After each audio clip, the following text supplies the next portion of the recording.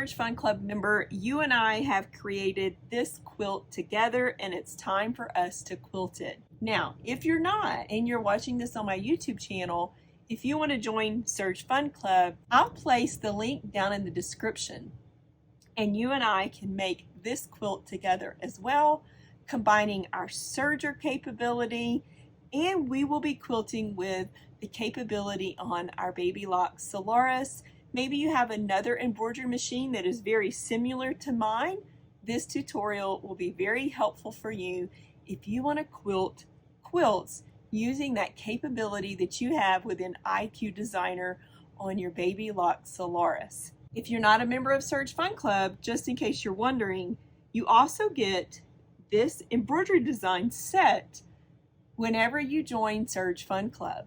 And Serge Fun Club is a club where you and I combine serging, some embroidery, even sometimes we combine a few sewing stitches, and this month I'm walking you through how to quilt using that capability in our Baby Lock Solarises. So it's really fun for us to get creative together and learn some things along the way. Again, if you're not a Serge Fun Club member, you can click the link down in the description and sign up. You'll get a brand new project on the first of every month for 12 full months. And it starts in April of each year. Our annual year runs from April all the way to March of the following year. And it works that way just because that's when Serge Fun Club was born. It was born 3 years ago, starting on April 1st, 2021. We are now in our 3rd year.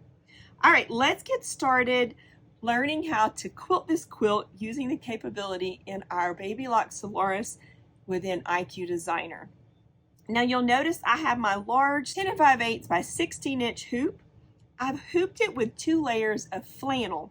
And the reason why I've done that, I want to stitch my quilting motif in the full embroidery field of our large frame, which is what we'll be using to quilt our quilt with.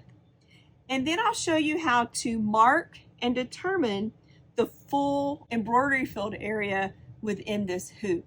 And you'll want to do this exercise as well. So if you have some scrap fabric, maybe you have cotton fabric batting and another layer of cotton fabric, you can create a quilt sandwich. But I went ahead and just grabbed 2 layers of flannel. Now let's go to our Baby Lock Solaris and we'll apply our quilting stitches to the full embroidery field of our 10 5/8 by 16 inch hoop that we're using to quilt our quilt with.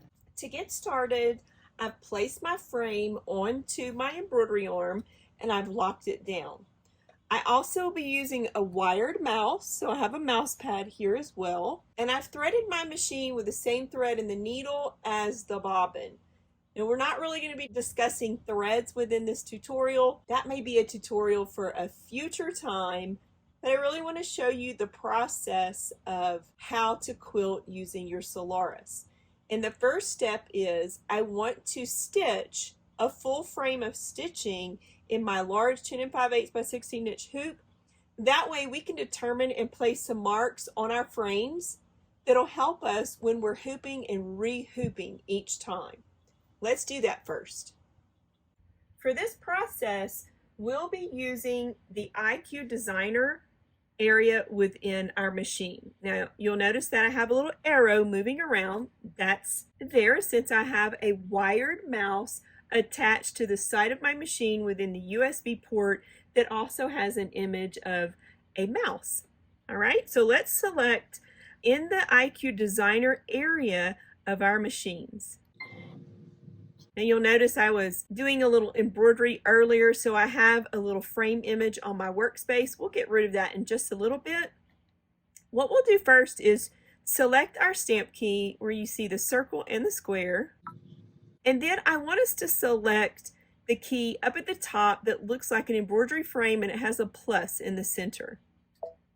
Now if you want a more beginner's approach to using the features within IQ Designer, I'll place the links down below of a beginner series that I've placed on my YouTube channel that may be helpful for you as well. In this area, this is where we can choose specific embroidery frames that we'll be using to place any type of quilting designs, which we're doing today. We're going to use our stipple design within, but there's others that you can choose from as well. But we want to use our 10 5/8 inch hoop, so I'll select that one. And if you look at the bottom, the very bottom has some numbers on it. And this is the offset numbers. I want to set this to 0. So you'll notice you have a plus and a minus. Just bring it all the way up until you have zeros in that area. There we go. So our offset is set to 0. Once we've done that, we'll select OK. Now I also need to get rid of the embroidery frame that I used earlier, so I'll select my settings key.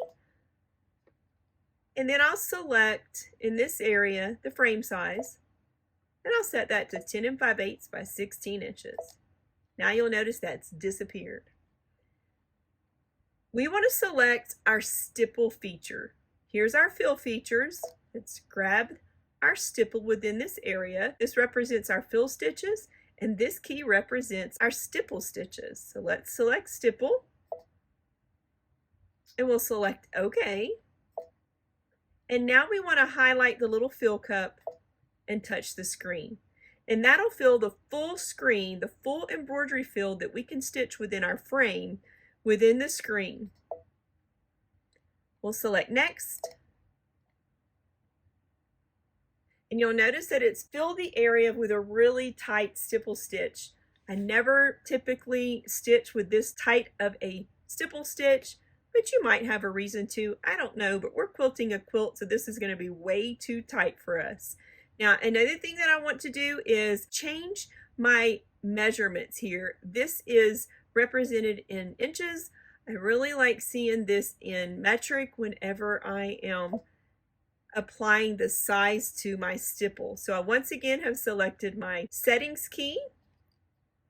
We'll go over to our next page, and you see where it says unit. We'll select unit. We'll change it to millimeters, and OK. Now you might be really comfortable with what the size of your spacing is in inches. Me, I like it in metric. Our second key represents the spacing of our stipple.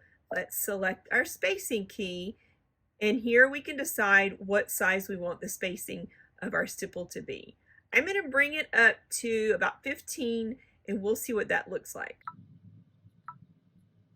We'll select OK. That looks pretty nice. It really does. So we'll leave it at 15. I'll set it. Select OK. And now we're on the embroidery side of our machine. I'll select embroidery. And now I'll lower my presser foot, and we'll stitch this stipple design within our frame. Now again, we're only doing this because it is a Lori process, and I really want to show you kind of some things that have helped me, and I think it will help you as well.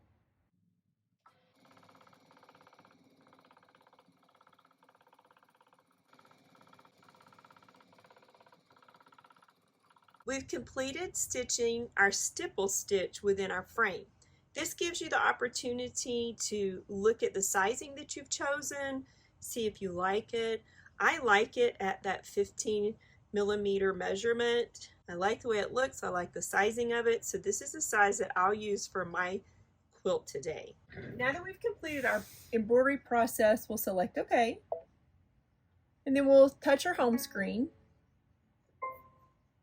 Now another way that we can easily get a rectangle the size of our frame itself, the embroidery field, is to take a square and size it to the size of our frame.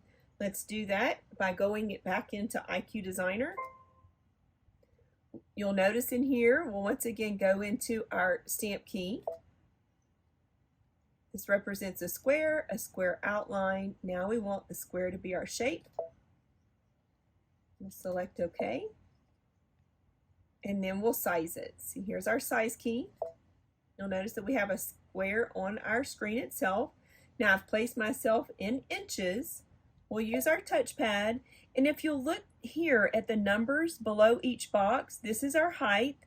We're going to place 16.06 within this box, It tells us that's how large we can make it. 16.06 and set it. And then our width will set to 10.71 and set it. So you'll notice it's now sized our rectangle to that largest option for the size and height and width. We'll select OK. And we want to apply just a straight stitch to that rectangle. Here is our line properties. We'll select our straight stitch. We'll select OK. And then we'll touch the rectangle line itself. You can drag your finger over it if you would like. Before we need to do that, we need to select our fill cup. And when we touch it, that will apply that property to our outline. Okay, you heard it click. That means it's been applied, and you'll see that dark black line. We'll select Next. I'll leave it at the default length for my stitch length. I'll set it. And now we're on the embroidery side of our machines. Let's stitch our large outline rectangle.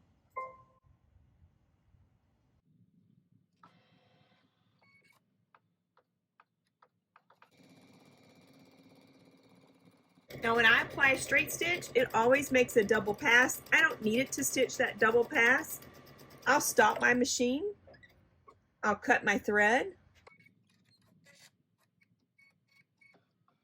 Now I'll remove my frame from my machine and we'll go over to our cutting station and we'll talk about why we've just done that. By stitching this the way we stitched it, it gives us that opportunity to audition our stipple sizing as well as stitching that outside line that gives us the full embroidery area within this hoop. Now we'll take a ruler. You may want to do this, you may not want to do this. This is my frame. I can mark on it. I'm going to mark on it with a permanent marker. That way when I continue to quilt other quilts, I don't have to walk through this process again. I'll already know where my outer boundaries of my embroidery field within this frame is. I'll align the edge of the ruler along the edge of the stitch line and then position it up against the edge of the frame. Now that shows me exactly where that outside stitch line for the embroidery field is. It's right there. I'll take my permanent marker and just place a little dot. Okay? Now I'll do that on the opposite side as well. And you'll notice on one side of your frame, there's a little notched out area. So when you're looking at your frame, if you have a frame like mine, you'll see exactly what I'm talking about. That's where this one ends. Now we need to do the vertical area. So we'll align the ruler along that stitch line, bring it all the way up. It's right in that corner there. And I'll do the same thing on the opposite side. You'll notice that our embroidery field is different on this side and this side.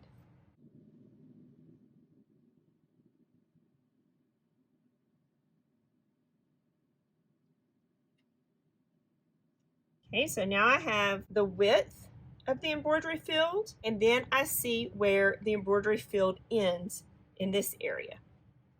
We'll do the same thing on the opposite side, marking all of those measurements that I did over in this area.